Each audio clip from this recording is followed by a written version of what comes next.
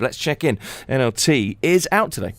You're listening to Drive Live. Broadcasting live from Middle East Electricity 2018. Energising the industry. Only on Dubai Eye 103.8. Hey Tim, hey Claire, I am down at Middle East Electricity. Before I continue though, I have to say, shocking number of electric puns from you two at the top of the hour. Disgraceful. But I am here soaking up the atmosphere, having a look at all the exhibitors here. We know, after talking to Anita Matthews, the organiser, over 1,500, up to 60,000 people expected to be here over the course of the next 3 days. And I'm joined at the minute by Richard Thompson. He is Editorial Director at MEED. Richard, thank you very much for joining us today.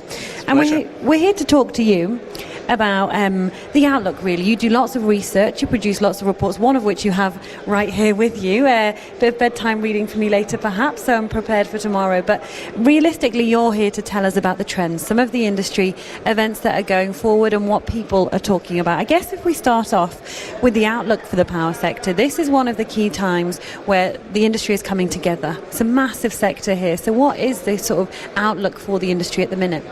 Well, I think the outlook for the electricity sector is for continued heavy investment by governments across the region. It's obviously one of the most important sectors, and the connection between energy and water supply makes it even more critical. About $30 billion a year gets invested across the Middle East and North Africa in electricity generation.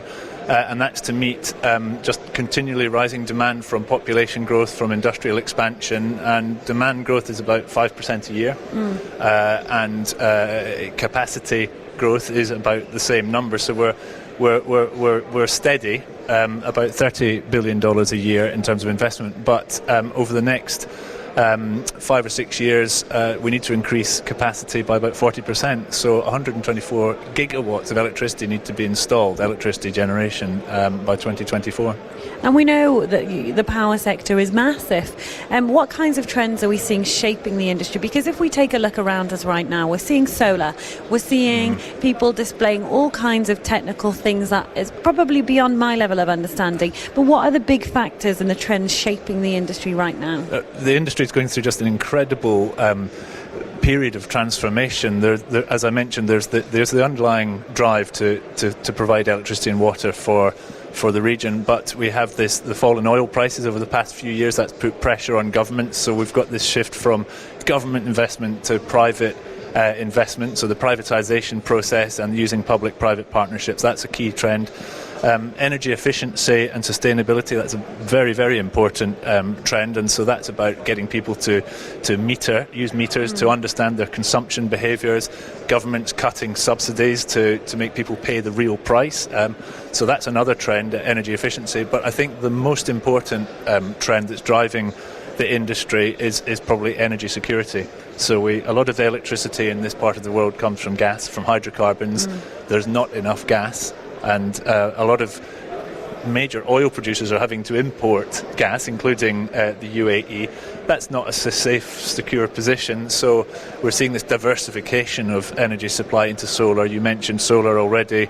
We've got wind, and we're increasingly seeing nuclear. I think nuclear is going to be one of the big stories of the next 4 or 5 years, maybe longer. About 37 gigawatts of nuclear energy is planned across the region over the next few years. And I think then other alternative forms of energy, waste to energy, coal is being looked at. And so that diversification is probably the biggest, most important trend of all. And it means that this conference and this exhibition is going to get more diverse and different technologies involved as it progresses. And just briefly, you mentioned there consumption is an area that we're looking at. So we're trying to make people aware just how much they're using by things like meters. Do you think people are taking notice when it comes to energy and power? I think in principle people want to do the right thing, especially they understand the need to cut carbon emissions and all of that. So sustainability is there in people's minds, but it's not always easy to change the way you behave, to break old habits.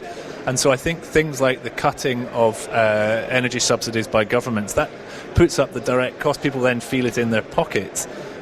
So that will force behavioural change. And then on top of all of this, we've got the technology changes, the digitalisation of energy, the electrification of vehicles, metering, smart grids, all of this technological digitalisation change, and that's going to change behaviours as well. And that's the thing, electric cars are capturing the imagination. Any changes like that where people can see a development in technology, especially if it's going to save you money, if it's going to affect your pocket, people are interested now. Well, electric vehicles are incredibly important. So there's the efficiency, the fuel efficiency element of it, saving money as an individual. But from a government point of view, it's much more efficient to provide electricity that goes to charging points, centralised electricity generation, rather than having diversified or distributed petrol stations. The government can make savings from having electric vehicles, but that then changes the transport networks, and so it all starts to sort of become this virtuous circle of efficiency and improvement. That was Richard Thompson from the editor. Well, he is the editorial director of MEED. Richard, thank you so much for joining us today. Coming up in a few minutes' time, I'm live at Middle East Electricity, and I'll be talking to Gurmeet Kaur. She's the Marketing and Communications Director of the Middle East Solar Industry Association, and we're going to be talking about the latest Messier report. You're listening to Drive Live. Broadcasting live from Middle East Electricity 2018. Energising the industry. Only on Dubai Eye 103.8. Strive Live, we're going to check back in at Middle East Electricity in just a couple of minutes' time. As you heard, Natalie Lindo-Taylor, NLT's there.